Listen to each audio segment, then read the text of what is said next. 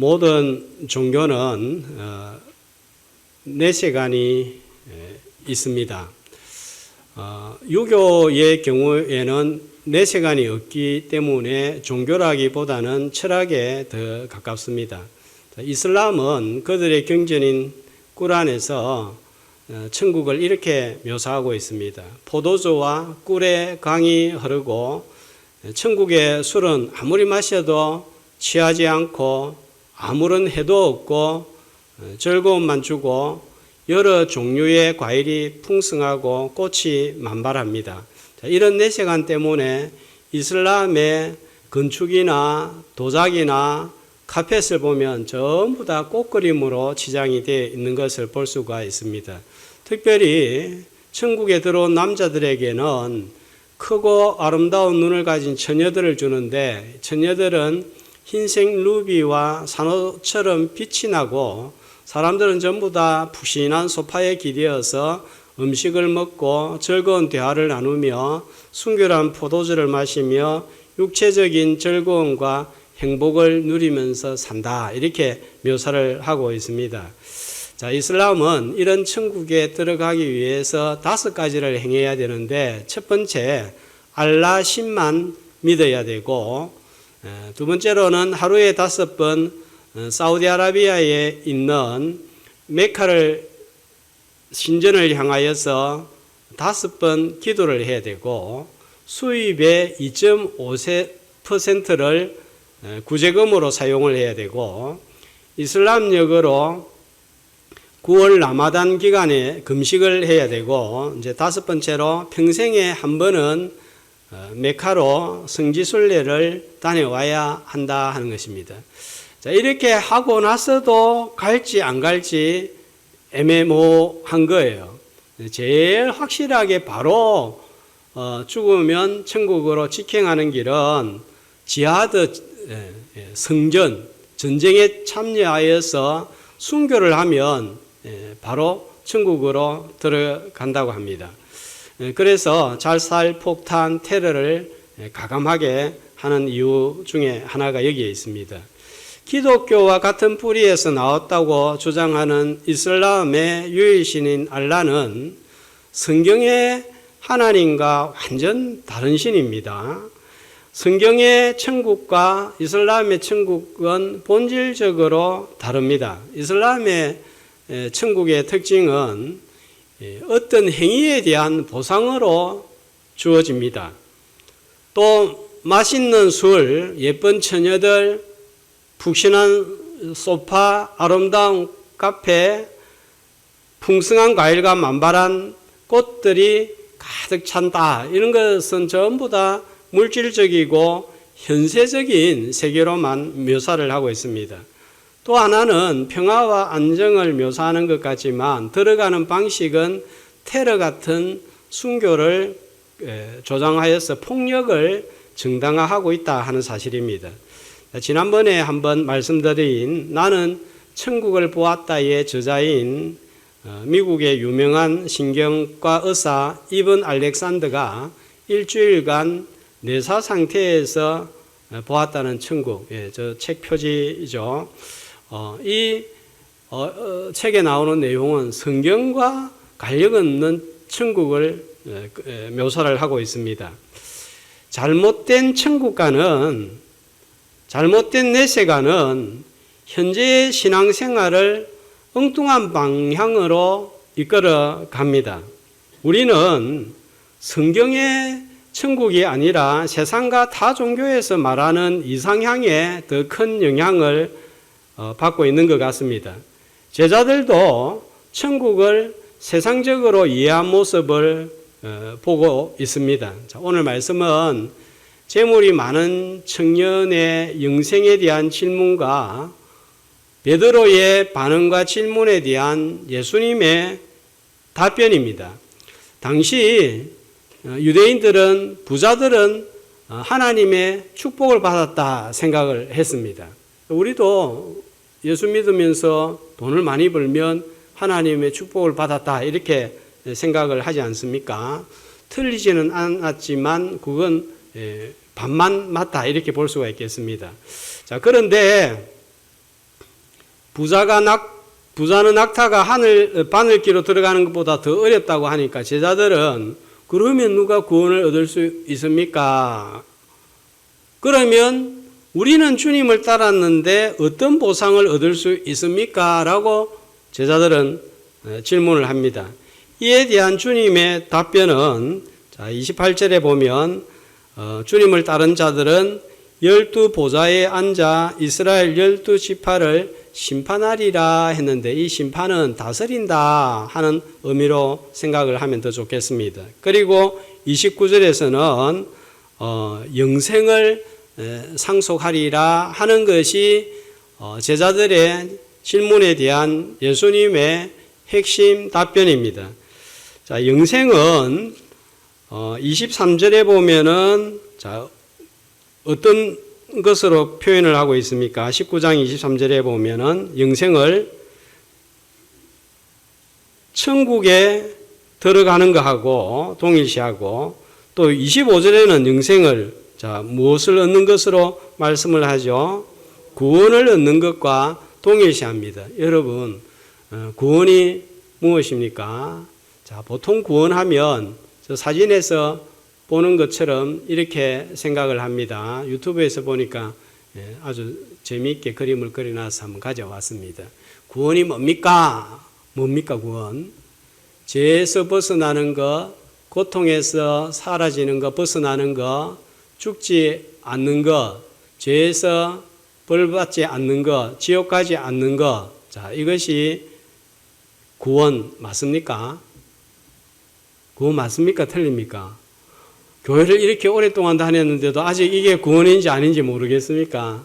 구원 맞습니까? 아닙니까?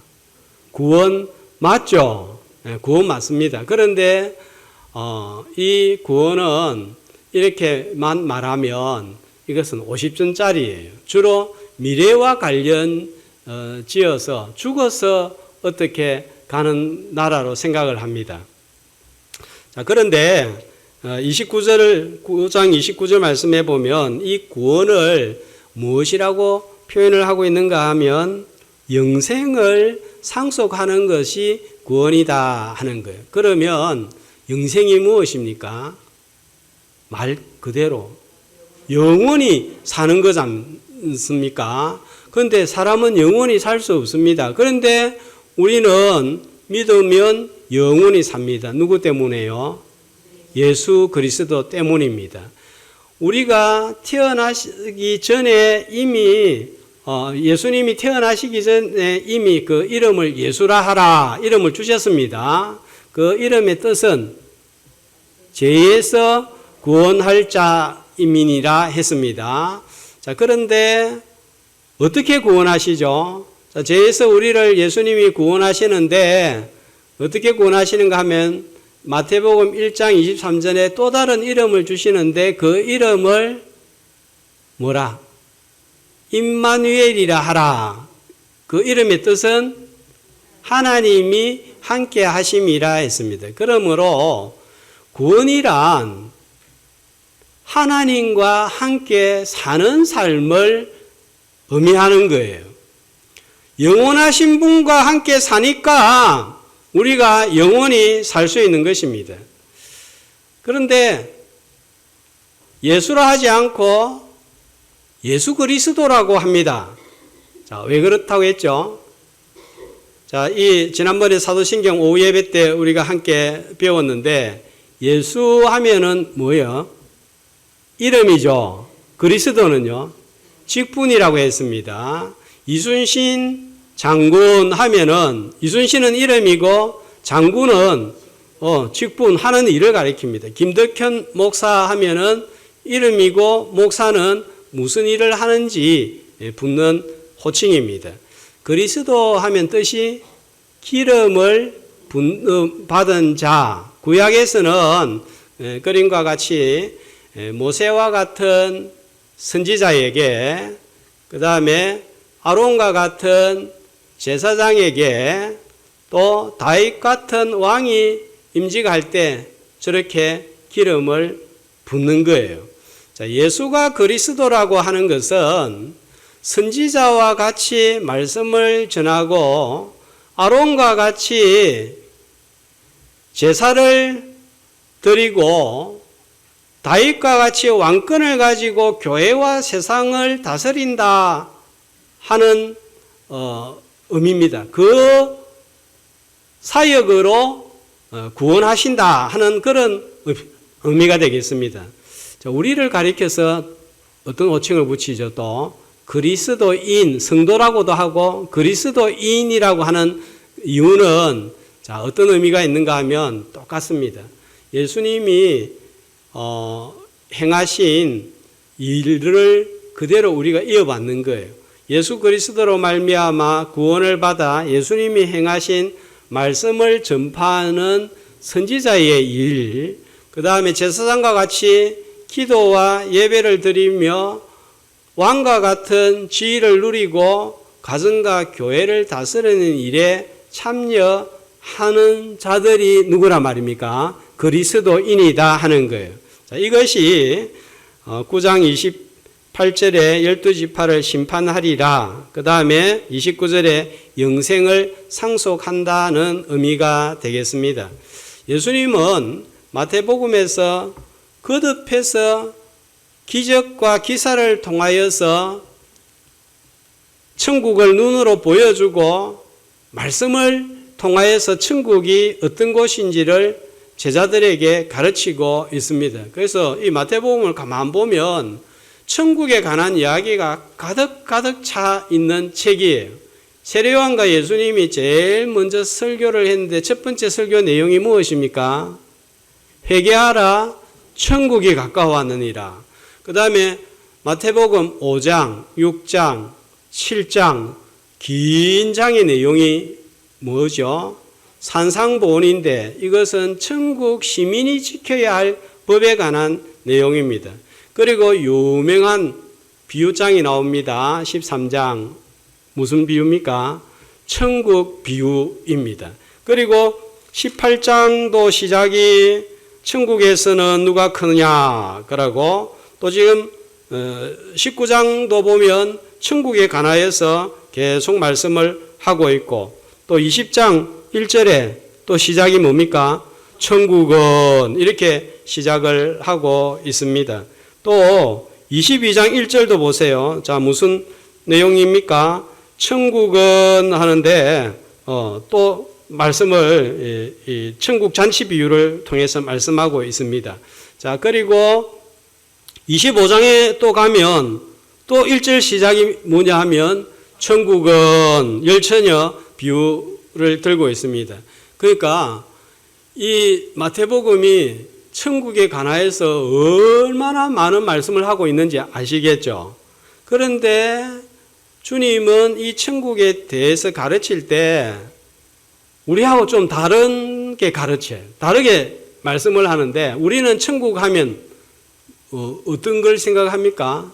죽어서 가는 곳으로 생각하는데 예수님의 가르치는 천국은 현세에서 임하는 천국, 그 현세에서 임하는 천국을 누리는 것에 대하여서 더 강조하고 있다는 생각이에요. 그러니까 이 천국관이 잘못되면은 죽었으면 가는 그런 천국만 생각하는데 말씀을 잘 새기면 이 땅에서 어떻게 천국을 누리고 천국을 경험하며 살 수 있을 것인가 하는 관심으로 바뀔 수밖에 없는 거예요. 바른 천국관, 바른 구원관, 바른 영생관을 가지고 어떤 삶의 어려움이 닥치더라도 무너지지 않는 든든한 교회 생활, 믿음 생활을 할 수 있기를 주님의 이름으로 축복합니다. 자, 포도원 품꾼 비유는 우리가 기업으로 받은 천국이 어떤 나라인지 잘 알려주고 있습니다. 자, 어떤 나라일까요? 한마디로 말하면 오늘 말씀의 제목이 무엇입니까? 은혜가 지배하는 나라, 은혜가 작동하는 나라가 바로 천국입니다. 자, 1절. 천국은 한마디로 무엇과 같다 그랬습니까? 다 생략하면 천국은 집주인과 같다 그랬습니다. 자, 여기에 품꾼이 나오고 포도원이 나오고 3절에 보면 장터가 나오고 8절에 보면 청지기가 나오는데, 자, 포도원은 천국을, 집주인은 하나님을, 자, 장터는요, 세상을, 그 다음에 포도원에 들어온 품꾼은 성도를, 청지기는 예수 그리스도를 가리키고 있다. 이렇게 이해하면 되겠습니다. 제가 이 말씀을 준비하면서 묵상하는 가운데 보니까 기독교의 보배로운 교리가 가득한 보배 창고처럼 보였습니다. 특별히 칼빈주의 5대 교리라고 불리는, 자, 한번 보여주시면, 인간의 전적 부패, 무조건적인 선택, 제한 속죄, 불가항력적 은혜, 성도의 견인, 이 교리가 이 안에 다 들어 있습니다. 자, 그래서 영어 앞에 글자 total, unconditional, limited, irresistible, perseverance 앞에 저것만 딱 떼가지고 TULIP 하면 뭡니까? 튤립, 튤립 교리다. 그렇게 우리에게 알려져 있습니다. 또 성육신 종말론 교리도 보입니다. 자, 천국은 세상 나라와 대비되어 은혜가 지배하는 나라요, 은혜가 작동하는 나라입니다. 자, 이 나라의 면면을 살펴보면 하나님이 일하신 나라임을 금방 알 수가 있습니다. 그러므로 우리는 이 천국을 이해할 때 하나님의 일에 우리가 필요해서 불렀다 하는 오해를 하지 말아야 됩니다. 하나님은 우리가 없어도 얼마든지 일하시는 분이십니다. 우리가 존재하지 않았던 태초부터 일하셨습니다. 하나님은 영원하고 무한하고 전능하고 전지한 분이셨습니다. 그러면 필요도 없는 우리를 하나님은 왜 부르셨을까요? 하나님이 우리가 필요해서가 아니라 나에게 하나님이 필요하기 때문입니다. 하나님이 없으면 영생을 누릴 수가 없습니다. 하나님이 없이는 나란 존재는 설명될 수가 없고 답이 없습니다. 나에게 일이 필요하기 때문에 나를 부르신 거예요. 이런 사실은 아브라함, 이삭, 야곱, 요셉, 모세, 여호수아, 다니엘, 바울, 베드로, 디모데, 어거스틴, 마르틴 루터, 칼빈, 이런 탁월한 인물이 없어도 여전히 교회는 존재하고 하나님의 구원의 일은 진행되고 있다는 구원 역사 속에서 입증이 되고 있습니다. 자, 그렇다면 어떤 면에서 은혜가 지배하는 나라일까요? 자, 1절 말씀해 보면은 집주인이 집에 있다가 어떤 행동을 취하죠? 어떤 행동을 취하죠? 나가죠. 자, 나갑니다. 자, 나갔다는 동사에 주목을 해봅시다. 품꾼을 구하기 위하여 나갔습니다. 자, 누가 나갔다고요? 집주인이 나갔습니다. 종을 보내지 않았습니다. 천사를 보내지도 않았습니다. 직접 주인이 나갔습니다. 자, 그리고 나가서 한 일이 뭡니까? 4절에 보면 포도원에 들어가라 들여보냈습니다. 몇몇을 선택해서 포도원에 들어가라고 했습니다. 전부 다 들여보낸 것은 아닙니다. 자, 어떤 은혜가 작동하고 있죠? 누가 먼저 찾아갔어요? 집주인이 먼저 찾아갔습니다. 누가 선택을 했습니까? 내가 선택을 한 게 아니에요. 이에 대하여서 요한복음 15장 16절은 이렇게 말씀을 합니다. 한 목소리로 너희가 나를 택한 것이 아니요 내가 너희를 택하여 세웠나니 주님이 우리를 불러서 이 자리에 있다는 사실입니다. 그런데 부를 때 이 품꾼들의 어떤 자격을 보았습니까? 무슨 심사를 했습니까? 그냥 들여보낸 거예요. 자, 그런데 대기업에 들어가려고 하면 아들이 대기업에 들어갔다 이러면 할렐루야 하고 우리가 얼마나 좋아합니까? 와 합니다. 왜요? 들어가기가 너무 어려우니까. 들어갈 때 어떻게 들어갑니까? 회장이 직접 우리 집에 찾아와 가지고 우리 아이 모시고 가는 분 있습니까? 다 지원을 하는 거예요. 그러면 심사를 합니다. 학력, 외모, 스펙, 또 사회성이 있는가 없는가, 자, 이런 자격을 봅니다. 자, 이런 기준으로 따진다면 천국 포도원에 들어갈 수 있는 사람, 하나님의 기준에 합격할 수 있는 사람, 우리 가운데 몇 명이나 있을까요? 몇 명이나 있을까요? 세상에 하나님의 의의 기준에 합당해서 천국에 들어갈 수 있는 사람 몇 명이나 있을까요? 한 사람도 없습니다.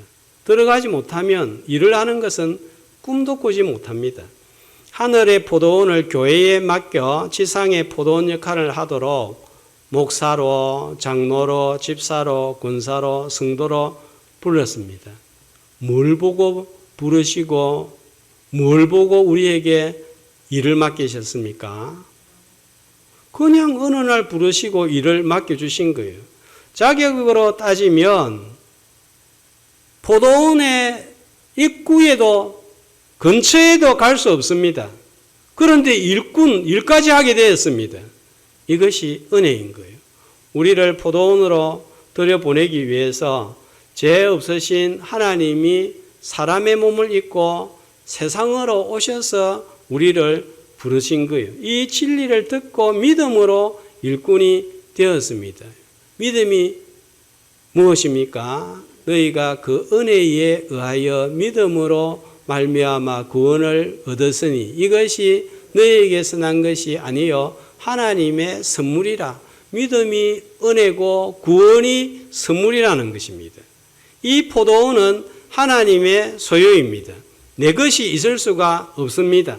건강을 주시고 환경을 허락해 주시고 물질을 주셔서 봉사하고 섬길 수 있게 된 거예요. 내가 수고하거나 잘나서 받은 것이 아니라 오직 하나님 아버지의 선하심과 인자하심 때문입니다. 그러므로 이 모든 것을 나에게 주신 하나님께 감사하고 찬양하며 섬기고 순종하는 의무를 다하는 천국 시민들 되시기를 주님의 이름으로 축복합니다. 다음 은혜의 측면은 부른 시간입니다. 자, 3절에 보면 몇 시에 불렀습니까? 예, 밑에 보면은 오전 9시라고 나와 있죠. 제6시는요, 5절에 보면 정오 12시, 제9시는 오후 3시, 제11시는 오후 5시, 6시에 문을 닫는다 생각할 때에 오후 5시에 들어온 사람은 일할 시간이 몇 시간 남은 거예요? 1시간밖에 안 남았습니다. 자, 부르는 시간이 제 각각입니다. 내가 정한 시간이 아니에요. 우리 남편은 지금 10년, 20년을, 30년을 기도했는데도 안 돌아오고 빨리 들어오면 좋겠는데 마음대로 안 되죠. 나도 빨리 믿고 싶었고 교회를 오고 싶었는데 안 된 분들이 있을 것입니다. 내 마음대로 되지 않는 거예요. 저는 처음 고등학교 때 교회를 나간 후 하나님을 빨리 믿고 싶었지만 믿어지지가 않았습니다. 왜냐하면 상식적으로 몇 가지만 생각해 봐도 이해가 안 되는 거예요. 하나님께서 존재하신다면 세상이 왜 이렇게 고통스러운가? 왜 이렇게 힘든 고 3년이라는 시간과 제도가 존재하는가? 좋으시고 선하신 분이 만든 세상이 왜 이 모양 이 꼴이야? 하나님의 영광을 위해서 창조했다는데 그러면 하나님은 좋겠지만 고통받는 우리는 도대체 뭔가? 하나님은 너무 이기적이지 않는가? 그러니까 지난주에 소개한 고 이병철 회장과 같은 질문을 고등학생 수준에서 그렇게 고민을 했던 것 같습니다. 그런데 대학 입시를 준비하던 어느 날 이 모든 사실이 믿어졌습니다. 1986년 9월 10일 새벽이 다가오는 깊은 밤중이었습니다. 졸업을 앞둔 몇 개월 전의 일이었습니다. 저는 늘 이때 주님이 저를 불러주지 하셨다면 목사는 그냥 평생 폐인으로 살았을지 모르겠다는 불안감을 떨쳐버릴 수가 없습니다. 타는 불 속에서 건져내 주셨다 하는 생각이 들고 진짜 어둠의 근세에서 빛의 나라인 포도원으로 옮겨주셨다 이렇게 믿습니다. 이게 은혜인 줄 믿습니다. 어떤 분들은 20대, 60대, 70대, 80대 부릅니다. 모세를 하나님이 몇 세에 부르셨나요? 80대입니다. 인생 시간으로 따지면 오후 5시입니다. 사무엘은요? 어려서 언제? 저절 떼자마자 그러니까 오전 9시가 될 것 같습니다. 아브라함은 75세 오후 3시쯤 될 것 같습니다. 디모데는 청년의 때에 다니엘과 세 친구들은 소년의 때에 불렀습니다. 몇 시쯤 될까요? 제6시쯤 될 것 같습니다. 십자가에 달린 강도는 죽음 직전에 부름을 받았습니다. 문을 닫는 시간이 6시라면 이 강도의 부름을 받은 시간은 5시 59분쯤 될 것 같습니다. 세상은 빨리 일하고 빨리 벌고 빨리 성공해야 됩니다. 자, 천국은 소명과 사명의 시간이 사람마다 다 다른데 하나님의 주권에 달려있는 것. 사람이 어떻게 마음대로 할 수가 없습니다. 부르시는 때가 있습니다. 배우자, 자녀, 이웃, 가족을 부르는 때가 있음을 알고 포기하지 않고 끝까지 기도하는 천국 시민들 다 되시기를 주님의 이름으로 축복합니다. 다음으로는 계산 방식입니다. 세상 계산 방식과 다른 거예요. 자, 세상은 연봉을 정하고 월급을 줄 때 어떻게 정합니까? 첫 번째로 몇 년을 근무했느냐. 그 다음에 성과가 얼마나 되는가. 회사의 기여도가 얼마나 되는가입니다. 실적이 떨어지면 안 떨어져 봤습니까? 실적이 떨어지면 다른 회사 알아봐라 그럽니다. 또 강제 은퇴를 시키기도 합니다. 그런데 포도원의 임금 지불 방식은 의외입니다. 모두가 똑같이 얼마를 받습니까? 한 데나리온입니다. 공평합니까? 불공평합니까? 불공평하죠. 그죠? 오전 9시에 들어와 가지고 저녁 6시까지 일을 하면 몇 시간 일을 한 거예요?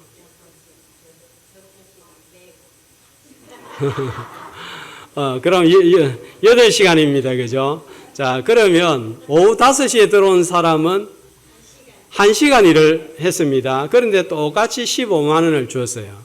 공평합니까? 불공평합니까? 이렇게 되면 난리가 나겠죠. 그죠? 네, 난리가 납니다. 그런데 주님은 이에 대해서 14절과 15절에 어떻게 답변합니까? 네 것이나 가지고 가고 딴소리 하지 마라. 2절에 뭐라고 했습니까? 하루 한 데나리온 약속을 지켰지 않습니까? 그러니까 딴소리 하지 말고 그거 가지고 가라는 것입니다. 15절에 보면 내 것을 가지고 내 뜻대로 할 것이 아니냐. 내가 선함으로 네가 악하게 보느냐. 그거는 주인 마음대로 하는 것입니다. 그런데 일이 끝나기 1시간 전에 들어온 사람에게는 어떻게 되는 건가요? 큰 횡재, 큰 횡재라고 합니다. 우리가 볼 때는 정말 큰 은혜죠. 일찍 들어온 품권도 들어온 것 자체가 은혜예요. 그런데 오후 5시에 들어와도 이 은혜가 그대로 적용이 되고 있습니다. 은혜가 줄어들지 않습니다. 태평양의 바닷물을 참새들이 한 모금씩 마셨다고 해서 태평양 물이 확 줄어들어 버리지 않는 것처럼 하나님의 포도원은 은혜를 아무리 나누어줘도 줄어들지 않습니다. 퍼주고 퍼주어도 솟아나는 샘물과 같은 은혜 저장소입니다. 자격을 보지 않고 많은 사람 중에 선택해서 불러주시고 들어오게 하신 것이 은혜인 것입니다. 일찍 불러주신 것도 주권적인 은혜고, 인생 막바지에 불러주신 것도 은혜이고, 생각보다 많은 임금을 받은 것도 은혜입니다.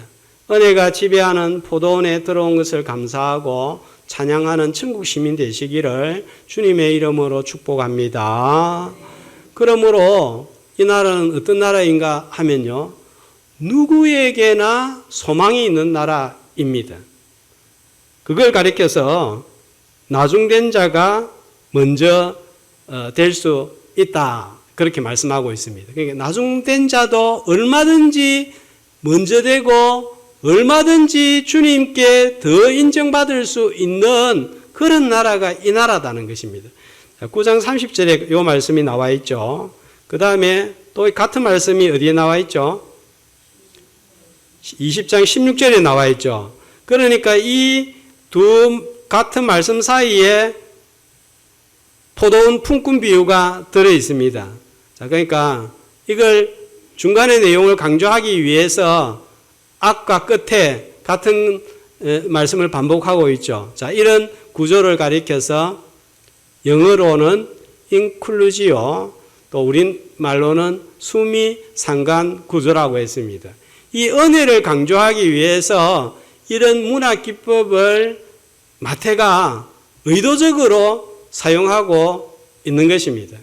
자, 그러므로 천국에서 늦은 때란 없습니다. 문이 열려 있을 때는 언제라도 들어와서 일하면 먼저가 될 수 있습니다. 인생의 막차 11시 차를 탄 사람이 오전 9시 차를 탄 사람보다 먼저 도착할 수도 있고 더 주님의 인정을 받을 수도 있습니다. 자, 여기에서 먼저 된 자는 누구를 가리킬까요? 유대인들입니다. 그러면 나중된 자는 누구일까요? 이방인, 구원받은 이방인입니다. 먼저 믿은 유대인들과 늦게 믿은 이방인들의 순서가 바뀌는 거예요. 유럽의 교회와 한국 교회, 한국 교회와 우간다 교회, 주님의 인정 순서가 얼마든지 바뀔 수 있습니다. 이렇게 생각하시는 분들 많을 것입니다. 지금까지 제대로 믿지 못했습니다. 제대로 신앙생활 못했습니다. 그러나 이 나라는 소망이 있는 나라예요. 오늘부터라도 신실하게 주님 섬기면, 마음이 낮아지면 늦었지만 먼저 될 수가 있는 것입니다. 전에 얼마나 열심히 충성하고 봉사했는가? 이것보다 중요한 것은 언제입니까? 지금이 중요한 거예요. 아무리 과거에 열심히 섬겼더라도 지금 제대로 못하면 그건 얼마든지 나중된 자가 되는 것입니다. 자, 지금 주님 섬기고 충성할 때 주님께 인정받는 천국 시민 되시기를 주님의 이름으로 소망합니다. 자, 이 나라가 또 소망이 있는 이유는 상대 평가로 평가하지 않는 거예요. 천국은 열심히 일했다고 들어오는 곳이 아닙니다. 일찍 들어왔다고 더 큰 구원을 얻고 늦게 들어왔다고 모자라는 구원을 얻지 않습니다. 구원은 모두에게 똑같습니다. 집에 있는 금이 비쌉니까? 백화점에 있는 금이 비쌉니까? 똑같이 1kg 있으면 어디에 있는 금이 비싸요? 네? 어떤 분은 백화점에 있는 금이 더 비싸다는데 아마 이런 분들은 우리 보통 상상을 초월한 것 같아요. 백화점은 속에서 또 진열을 많이 해가지고 더 많이 부를 거다. 그것까지 생각해서 한 건데, 잘 있어야 된다고. 그런데 금은 똑같은 거예요. 백화점에 있는 금이라고 더 비싸고 우리 집에 있는 금이라고 더 싸고 이렇지 않습니다. 부자가 들고 있는 1kg 금, 가난한 자가 들고 있는 1kg의 금, 어느 것이 비쌉니까? 똑같습니다. 부자가 얻은 구원이라고 해서 더 가치가 있고 가난한 자가 얻은 구원이라고 해서 구원이 좀 모자라고 이런 일은 절대로 일어나지 않습니다. 자, 그런데 일찍 온 사람들 일을 하고 난 후에 임금 계산 방식을 보고 원망이 생겼습니다. 약속대로 한 데나리온 받았으니까 어떻게 해야 됩니까? 백수건달로 놀고 있는데 불러주었으니까 한 데나리온 주니까 아이고 감사합니다 사장님 하고 가야 되는데 11절 보니까 집주인을 어떻게 했습니까? 왜 원망했죠?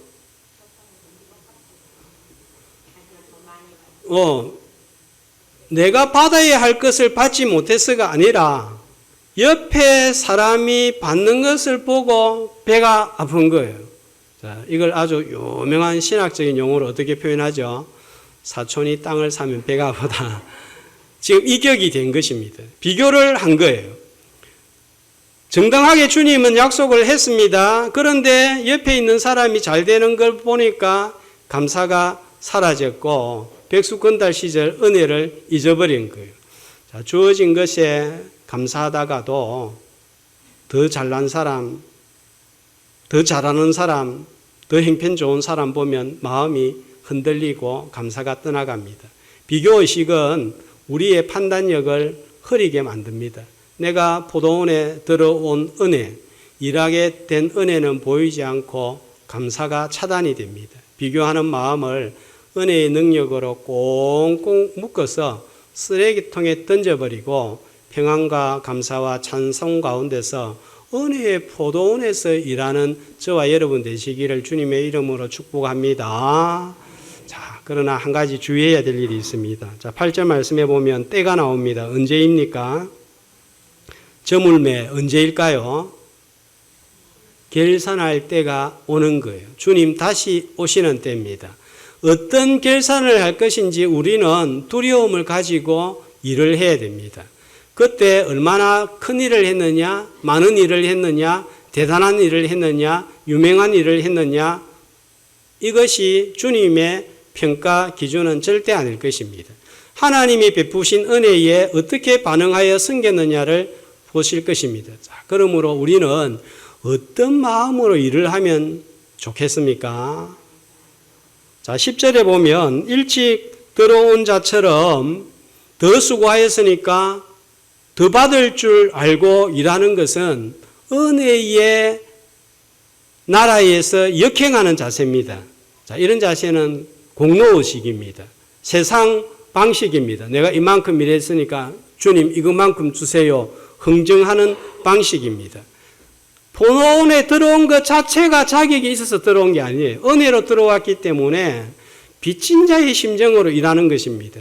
오다시스에 들어온 품꾼의 심정으로 일하는 것이 제일 좋습니다. 자격도 없고 갈 곳도 없고 일할 곳도 없는데 불러주셨으니 감사하고 이렇게 늦게 들어왔는데 더 수고해야지 하는 마음이 은혜의 마음입니다. 얼마나 수고했는지 얼마나 보상을 받을 것인지는 주님이 결정하실 일입니다. 바울은 자신도 자기를 판단하지 않는다 했습니다. 주님은 지나간 과거에 대하여서는 묻지 않습니다. 과거에 불신앙과 허물이 있었다 해도 지금 오늘 주님의 은혜를 알고 일하면 됩니다. 내일은 안 되나요? 내일은 안 될까요? 내일은 안 됩니다. 내일은 나의 시간이 아닐 수 있기 때문입니다. 그래서 고린도후서 6장 2절은 이렇게 우리에게 말씀하고 있습니다. 한 목소리로 보라 지금은 은혜 받을 만한 때요 보라 지금은 구원의 날이로다. 언제? 지금 은혜 받아야 되고 언제 구원 받아야 됩니까? 지금 주님과 함께 해야 됩니다. 지금만이 나에게 허락된 은혜의 시간이기 때문입니다. 그러므로 들어온 시간도 더 이상 신경 쓰지 말고 다른 사람과 비교하지도 말고 불러주신 것이 은혜요, 일하는 것이 은혜요, 지금까지 주님 앞에 사는 것이 은혜인 줄 알고 오늘 지금 충성하고 섬길 때 나중된 자로서 먼저 되는 은혜의 지배를 받는 나라 시민들 다 되시기를 주님의 이름으로 축복합니다.